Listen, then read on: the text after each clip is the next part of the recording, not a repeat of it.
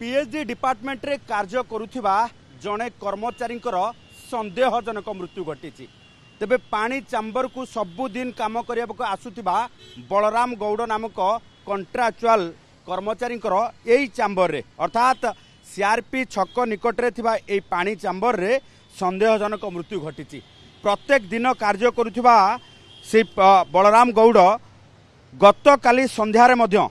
ठीक चाबी खोलिबा पाई एवं चाबी बंद करने ये जो कार्य तांकर रही से सी संध्या समय आसीथिले अर्थात अपराह्न 4टा समय आसीथिले।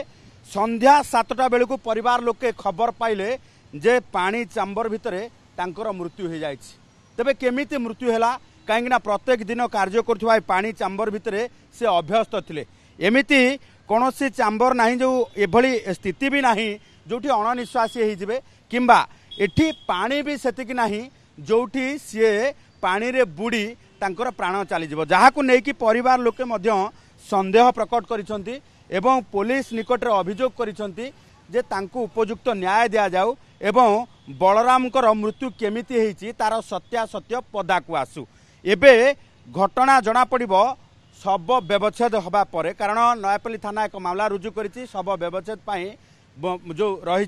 शव व्यवच्छेद पर जना पड़े। आम प्रतिक्रिया ना भौणी भिणे अच्छा कौन कहे जे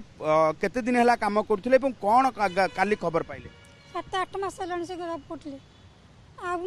4टा सी 1:30 बेल बाहर के ड्यूटी जीव बोली 4टा बेले सी चाबी नहीं ऑफिस बाहर चाबी खोलियो बोली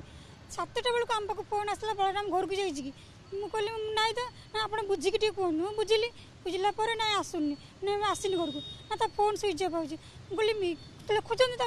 जो चाबी खोज लिखुंत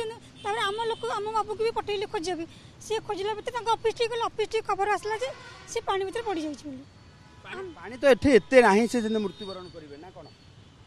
आम सस्पेन्स आम केमी जानी पाऊन एत पानी गोटे लोक जीवन केमी चलीगला निशा पिशा खाती ना से पान पुड़िया किसी भी कहनी केमिति भाबुछन केमिति मृत्यु हो जाइछि बोली सेडा पुलिस तदंत पर जाना पड़े आमे सेमति किछि कहि परिबुनु ना संदेह करूछन्ती किछि हां नियाती संदेह अछि संदेह घरे हि अछि जे प्रकृत रे एते पादे पानी रे जनकर जीवनटा जीवाटा एते सहज पाठ नु किछि नियाती से पुलिस तदंत हला पर ही जना पोस्टमार्टम रिपोर्ट आसला पर ही जना पड़िबो किंतु कहीं आज कथा नुह दीर्घ सी वर्षे है कम कर जगह को पार्टिकुलर सब आसी जाए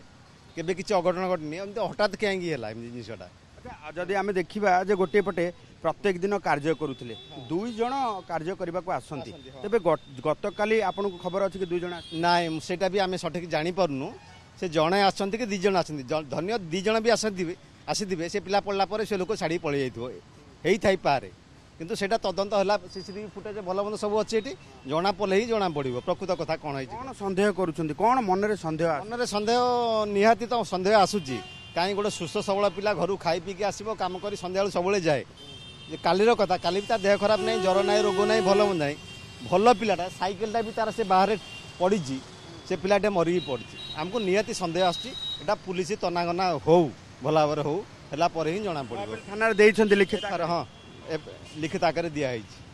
नयापल्ली थाना एने की परिवार पक्षर लिखित अभियोग करा जायछि। अभियोग पर पुलिस छानबीन आरंभ करिछि। ये देखुथिबे जे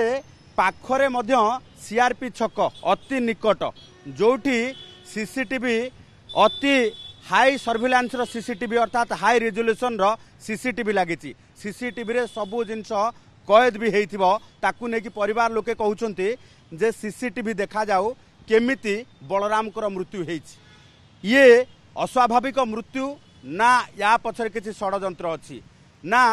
जदि देखिबा जे कोनोसी प्रकार अन्य प्रकार मृत्यु हेइछि जहाकु नेकी परिवार लोकंकर ये संदेह दूर हेबा आवश्यकता अछि। गोटे पटे शव व्यवच्छेद रिपोर्ट को अपेक्षा अन्य पटे सीसीटीवी कहिबो केमिति बलराम कर मृत्यु हेला एवं पानी चैम्बर रे काहेकि बलराम ये जेतेबेले प्रत्येक दिन कार्य करुले केमिति मृत्यु हो गला कहीं कहीं 4 घंटा पर्यंत जानी पारिले नाही ताकू ने एबे समस्त मनरे बड़ संदेह।